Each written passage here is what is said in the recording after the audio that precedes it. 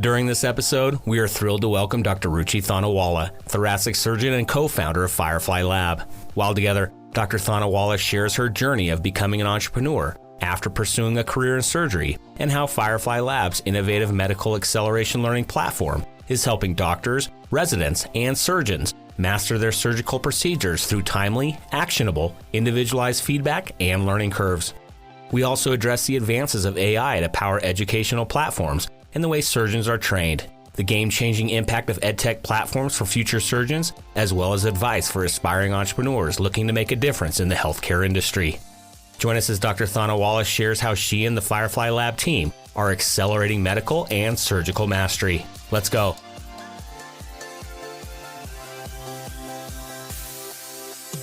Welcome to Passionate Pioneers with Mike Biselli, where we highlight and speak with the innovators, the game changers, and the pioneers who are deeply passionate and relentless in solving the problems our world is facing today. This is your opportunity to connect with and learn from these leaders and to support them on their mission. Perhaps they will soon be hearing your story as well. This is Passionate Pioneers with Mike Biselli. I look forward to having you on this journey with us.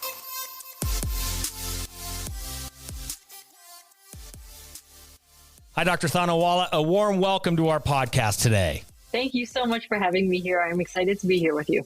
Well, given your passion and expertise for optimizing medical education, I'm thrilled to spend some time with you today. But before we dive in, a bit of housekeeping. While listening to any of our episodes, please take a moment to subscribe to the podcast so you will automatically receive episode updates in your podcast player. Simply search Passionate Pioneers with Mike Biselli on Apple Podcasts, Spotify, or wherever you listen to your podcasts. And lastly, please visit the bottom of the episode notes to connect with me on LinkedIn and Twitter in order to further the conversations occurring on this podcast. All right, Ruchi, it's almost time for our community to learn how you and the Firefly Lab team are building an innovative medical acceleration learning platform designed to help doctors, residents, and surgeons master their surgical procedures and accelerate their learning through timely, actionable, individualized feedback and learning curves through the combination of surgical educator knowledge and artificial intelligence. But first, what's that one piece of advice that you would give to others who are passionate about reimagining the health of our world? So that one piece of advice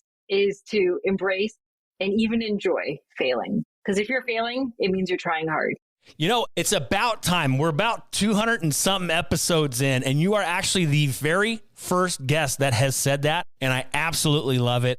I always tell people, and I still to this day, people look at me like, what are you talking about? I'm like, embrace the failure, celebrate in it, enjoy being a friend of failure. And what are you talking about, Mike? I'm like, those are some of the best learning lessons. Have you always thought like that, Ruchi? Because a lot of people, when I say it myself, it's like a deer in headlights. Where did you become a fan of that? Where did you learn that as well? I think I learned that the more I started doing startups, the more I started challenging ideas, the more I realized that if you're in the group that's always winning, you're not growing. And I would say it's been a couple of years since I started to get comfortable with it. It took me a while where you just, you want to be on the winning team all the time and you enjoy being on the winning team, but you realize that you're amongst people who are all saying the exact same things. And I was like, I am not growing. I am not doing anything new. And once I started to be with the people that were not succeeding all the time, I realized that this is the group that I want to be with. This is the group who is pushing where we are right now. And that's when I learned to embrace failing. Like, I want to fail. Oh my gosh, I love it. If our audience can see me, I have a huge smile on my face because I absolutely love it. I'm very fortunate. I get to mentor and advise a lot of startup founders as well. And this is one of the biggest tenets that I always talk about is making sure that you're weaving failure into your business models and into your practices of building your companies. It's so important. The lessons learned within that space and environment is, to me, that's where the best successes kind of rise from. It's a great point as well in regards to building a startup. Ruchi, did you see on your roadmap of being a startup founder, you mentioned, hey, I want to be in that group because they are failing and learning and iterating. Did you have being a founder on your roadmap? So, I would say from the outset, no. I'm a surgeon. So obviously at some point, it was really an undergrad where I was like, you know what, I want to be a doctor. And then I was like, I want to be a surgeon. And you know what, let me tell you about the parallels between being a surgeon and being a startup founder and being an entrepreneur. There's so many. So, within surgery and within a lot of our, spaces in medicine, your job is to do something new. Your job is to be the last stopgap before there's nothing else to do. So we're at the leading edge. And I was like, well, I don't want to be at the leading edge of being a surgeon. I want to be at the leading edge of creating something new. So it became this natural sort of transition. As I was doing research, I wanted my research to live outside of me, just like I do surgery. So I change my patients' lives and they continue on outside of the work that we've done together. So it just naturally came to be that taking an idea out of the lab and making it live in the world and becoming a startup founder was it was a progression of who I was becoming. Oh, that is absolutely beautiful. Incredible. Well, Ruchi, you have absolutely set the stage for a heck of a conversation we're going to have on the other side of this commercial break. I cannot wait to dive into how it came to be, why this is so important to you, and all the wonderful success happening within the Firefly camp. We're going to talk about all of that and much more after we get back from thanking our community champion sponsor. Located in Denver, Colorado's nationally ranked River North District, Catalyst is a healthcare innovation campus that brings together stakeholders from across the industry to accelerate innovation and drive real, lasting change our nation desperately needs. From established organizations to startups, from accelerators to advocacy organizations, and from medical schools to global companies, everyone at Catalyst works side by side to create, develop, refine, and bring to market cutting-edge innovations that will fundamentally transform healthcare as we know it. With industry leaders like Medical Group Management Association, Olive, Medical Solutions, UC Health, Cirrus MD, and many others calling Catalyst home, along with innovative pioneers visiting from across the nation, Catalyst continually fosters their foundational belief that collaboration and partnerships will move the healthcare industry forward. To virtually tour Catalyst and claim your space on campus or host an upcoming event, visit catalysthealthtech.com or visit the top of the episode notes and click on their link. All right, we are back with Dr. Ruchi Thanawala, co-founder of Firefly Lab. Ruchi, you made my day on the front end of this podcast, embracing failure, making it part of your startup success story. It is an incredible pillar to build a startup upon. That is where the true success and innovation can happen at times. And so let's talk about success. Let's talk about the innovations that are happening at Firefly Lab and how it all came to be. We want to take it back. Why? Why did you build this? Why did you launch this company in the first place? Where did you see that white space and those opportunities to help within the healthcare industry? And of course, talk about what's happening today, Ruchi. What are the successes you're having? Hey, we can even talk about the messy in the middle. We talk about failure. We talk about how difficult it is. We'll discuss that a bit as well. But of course, then we'll have to go a little future state and where you're seeing things heading for us in this space and for this industry. Of course, before we get out of here, we got to ask how we can be helping you as well. But first, of course, we need to take it back, Ruchi. How'd this all come to be? Where were those aha moments? Take us behind the scenes. How did Firefly Lab get going in the first place? So how this all came to be is maybe as all great stories in the process of my own training. I was living the life and experiencing the problem that I needed to solve. So I was a second-year resident. And, in our surgical training process, in our medical training process, there's a lot of information. We are training in real time on how to take care of patients, how to get better. But there isn't a lot of data that's captured on how we're training, and that makes it hard. There are all these integrated data systems like electronic health records, case logs, all these things we have to do, and we're manually entering data into it. And I just realized that I am the one person suffering with the problem, but there are a million me's out there. And I decided with the skill set that I had, gotten a degree in informatics. I was actively a resident, that this was a huge space that needed to be filled. How do we understand how we're training our future doctors and surgeons of the world? So I started with that, with identifying the problem. And probably the key thing, the best access that I had is, we always want access to where our customers are. I was our customer. I lived that. And I was going to live that for another decade of my training career. So I had this deep inside knowledge, and then fortunately had an amazing team working with me and myself, and we actually built it from scratch. We started with building in the platform, the actual back end, the front end, testing it, growing it. And what has been really nice is the fact that I have remained the customer all along. Like, this is built for surgeons and physicians. This is built for hospitals. And I've gotten to see exactly how it has actually improved the training for the individual trainee, for the training programs, for the hospitals, and even at a national level, how we're helping with policy. And we're going to talk about that in, kind of current state, and of course, who is and what is Firefly in just a moment. But Ruchi, people always say, well, why wasn't it done before? Why did you have to go and build it? Was it a status quo kind of thing? Was it, sometimes it's that we don't know what we don't know, right? What was the issue at hand at the time? You're like, this needs to be built. I am the customer. I know a lot of the customers that could be using this. At that moment of time of when the company was born, what was the state of affairs? Why wasn't this already built? Why wasn't this already in the marketplace? So that's an excellent question. And one that I pride ourselves on having solved is the fact that physicians and surgeons make money, right? We can bill. trainees were in a training process. So there hasn't been, because there isn't a lot of money to make off of trainees, there wasn't a lot of attention toward, for it. But how does that matter? That matters because within 3 to 5 years, that trainee becomes part of the larger healthcare community. We saw a gap in that. So there were many vendors and many software companies that were putting attention to the physicians, but no one was directing attention to the trainees.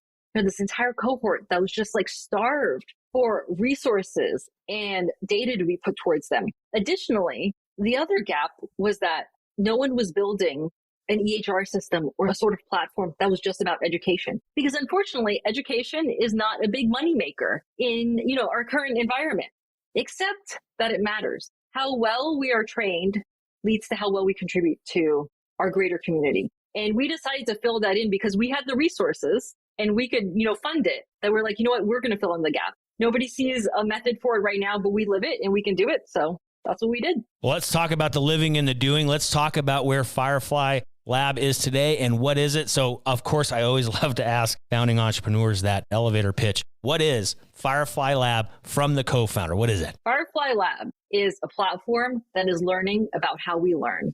And it's as simple as that. It's about learning how we learn. Because if we don't know how we learn, how can we ever make our learning any better? And we are creating the ground truth on how we learn in medicine and surgery. Simple and effective. I love it. So what does that mean in practicality? We talk about artificial intelligence, big buzzwords, of course, today, right? That's huge. Talk about data. We always hear a lot about, we are rich in data, but we're drowning in it and we don't know what to do with all of that information. Explain that a little bit too with where we are in the current state of affairs and how Firefly is differentiating themselves. So what we do is there's a lot of disparate siloed data that exists, like within the electronic health record, within evaluation systems for trainees, how they're performing. We integrate all of that in. We actually bring it into a pipeline conduit for the data. Then we do high-level analytics on it. And you're right. When people talk about artificial intelligence is its own field. We apply machine learning algorithms to understand where learners are currently and understand where they're actually going to be. Because where they're going to actually be is what's relevant. If we can identify if a learner is accelerating, like she is really getting this operation, guess what? Her time and energy is best spent on doing another operation, is practicing in another space. Currently, that information is not gathered, but we are solving that problem by having that information and creating all these predictive models of where people are. Then you can understand how to optimize every single learning opportunity to make sure at the end of their 5 years of training, they are as optimally trained as possible, because that person is then going to go out and take care of our patients. That is absolutely powerful. So thank you for kind of setting the stage there. And so in regards to the learners themselves, how does Firefly tailor its feedback to those individual learners? What does that look like on a one-to-one basis? So on a one-to-one basis, each learner has his or her own profile that has hundreds of operations with really specific learning curves for each one. In addition, because we know that you can get data overload, is we create high-level patterns of you are learning this really well. This is how you compare to your local peers, how you compare to your national peers. And this is where you need to do more work. And let me tell you, as you're doing the more work, here are also these 5 other things that can help you learn better. These are the faculty you learn really well with. These are the faculty that it seems that you're still on the individual learning curve. So it's really specific to each trainee. So she can do something with that data on a daily basis, because the goal is to make it usable and learnable at every single moment you want to access it. Wow, that's absolutely powerful. And so, that's on the learner side, but now let's talk about the big institutions that these learners are learning in and from. How do these hospitals and medical schools, how do they benefit from incorporating these ed tech platforms like a Firefly into their own program? So just as we're working on the micro scale, you're asking about the macro scale. And the macro scale is when you have a lot of data and you have a platform that has helped learners across the country, we're able to identify the national level patterns in learning that have so far been unknown, because we've had no centralized way to understand how people are learning. But now that we do, we can look at the learning pattern for an operation such as gallbladder removal. You can look at it as a national trend. You can look at it as a regional trend. So, if we want to think about an individual program, say if there's a discrepancy between the learning trend for one institution compared to another institution, you can now do a deep dive in, and we've had programs who do this to identify, is there something about the learning environment? Is there something about the educators? Is there something about the learners? You're now able to turn this into a business case and assess exactly how do I allocate the resources to make my learners more optimal. And then you can do this not only nationally, but we extend this out internationally, as we have other, countries and institutions that are looking for optimal ways to train in limited resources. So if we create our models in the United States, we can find ways to extrapolate this out internationally as well. Oh my gosh, that is so exciting. An unbelievable future that we're living in it right now. You're building it and seeing it happen at this very time. It's incredibly powerful. Ruchi, let's talk about some of those feedback. We can build and build and build and think that our technology is incredible. What are you hearing in the marketplace? What are you hearing from the end users, people like yourselves? What's that feedback that you're gaining? So the feedback we're gaining is that I never knew we could know as much as we know, which is exactly what we want to hear.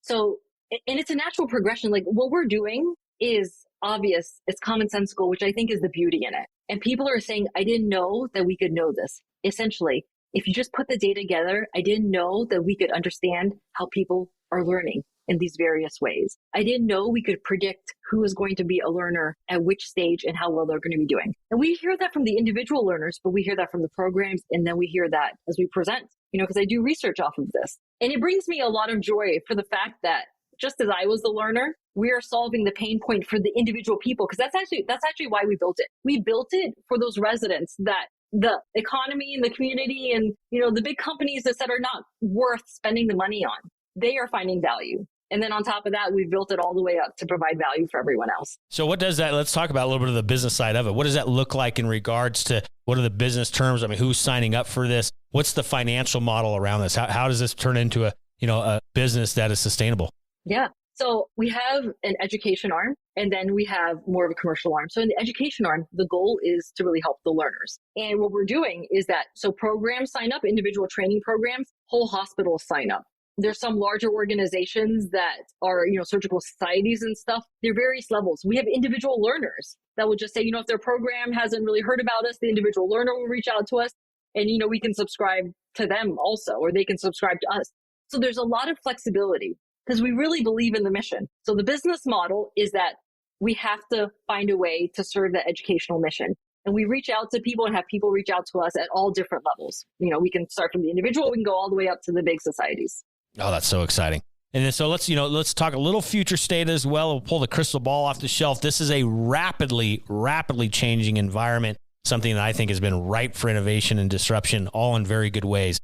Now is that time. The notion of what education and learning is being revolutionized. And I think it's exciting and important. So with that, Ruchi, things are changing fast. What are you and the team seeing over the next kind of 3 to 5 years in this space that we should be thinking about as healthcare industry leaders? And then, of course, where is Firefly going to be in that future state as well? So the way I see this going is about 3 to 5 years is that we're going to have a lot more data-driven way of understanding how our physicians and surgeons are actually practicing medicine in the United States and, worldwide. 234 million operations are done by as counted by the World Health Organization yearly. This is the data we've always needed. And I think we're actually going to have that in not too far off, 2 to 3 years. And then we're going to be making decisions based on how our patients are doing and how our patients need to be doing based on that data. But importantly, we're going to help our patients, but we're going to help the people that need to get better. So practicing medicine surgery, it's a lifelong career. You are never done because things continue to change. How do we make those better? And that's what we're going to see. We're going to see this really tight feedback loop for the individual people who are practicing in medicine and surgery, and it's going to be based on data. Importantly, we're going to have this entire cloud of information around how people learn. And I don't see this. I dream big. I love failing, but I dream big. Is that what we're going to learn in the learning science of complex level skill acquisition, like in surgery, is a similar formula or pattern that applies to other complex skill learning. Think about in the military. The military already does this.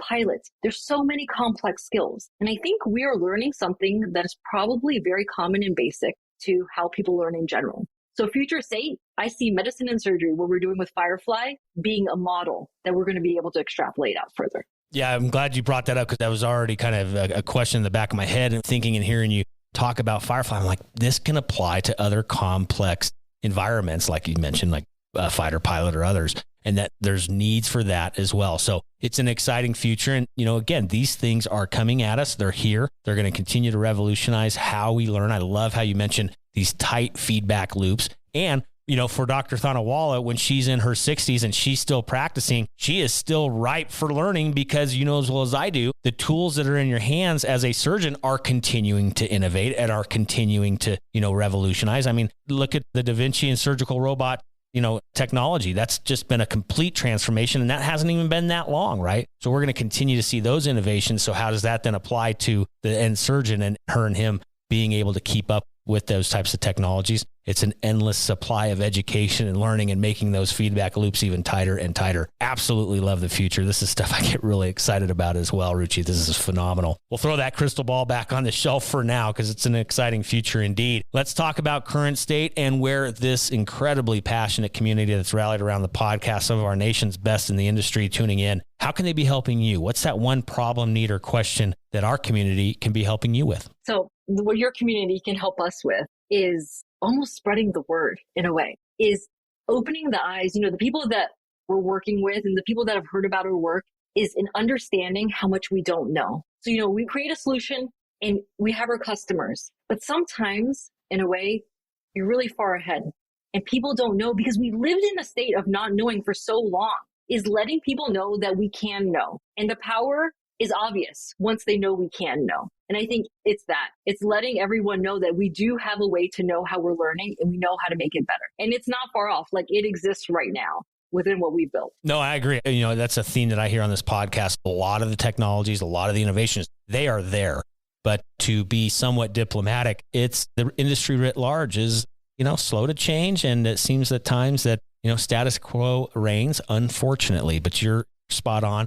There are amazing innovations. There are amazing tools and technologies out there. We just have to know about it and be mindful and open that these things can help us continue to move the industry forward. So in order for this community to have that conversation and to learn more and about the art of the possible with Firefly, Ruchi, how can they get a hold of you? Social media handles, websites, or otherwise, how do they contact you online? Yeah. So you can find me on LinkedIn and on Twitter. And I have my Firefly email and you can reach out to me that way as well. Excellent. So for our listening community, just scroll on down to the episode notes. Those contact points will be down there for the Firefly team as well as Ruchi to get all those contact points to reach out to her team. You can also head over to our free global online community at passionatepioneers.com. There will be a post for this episode where you can also leave comments and feedback in the comments section as well as get those contact points for Ruchi and the team. Again, over at passionatepioneers.com.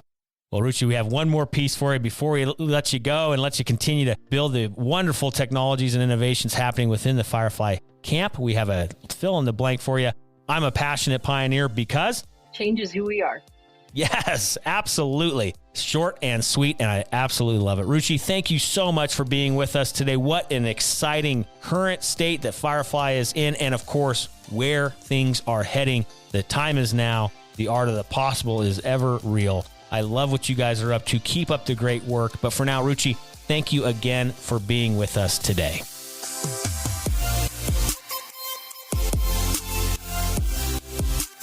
Thank you for joining us today on Passionate Pioneers with Mike Biselli.